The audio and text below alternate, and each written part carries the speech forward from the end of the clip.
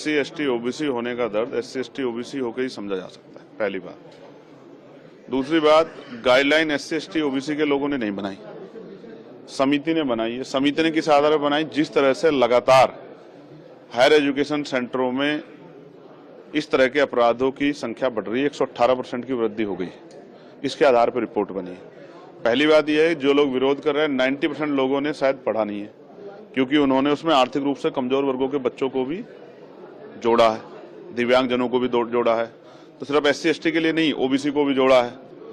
तो मेरी समझ में ये नहीं आ रहा है कि जब उसमें EWS यानी कि आर्थिक रूप से कमजोर वर्गों को जोड़ दिया गया है, जिसमें सारे ही सामान्य जाति के बच्चे हैं, ये अलग जो है आर्थिक रूप से कमजोर वर्ग है जिसमें SC ST OBC नहीं है, सिर्फ सामान्य जाति के बच्चों को 10% आरक्षण दे दिया गया है, तो उनको भी उसमें ऐड कर लिया गया। तो फिर किसी को दिक्कत क्या हो रही है? फिर वो सामान्य के, दलित के और पिछड़ों क्या? मैं तो इसको एक ट्रैप मानता हूँ। मैं मानता हूँ कि जैसे SC ST 2 अप्रैल 2018 में जो है आंदोलन के बाद उसको जो है मजबूत करने के बाद सरकार ने की थी, लेकिन आज भी लगातार 7 साल से कम जो मुकदमे हैं, 7 साल से कम जिनमें सजा है, उन पे वो गिरफ्तारी नहीं करती पुलिस। तो इम्प्लीमेंटेशन सबसे इंपॉर्टेंट होता है, तो सरकार इम्प्लीमेंट तो करा नहीं पा रही। मैं आपको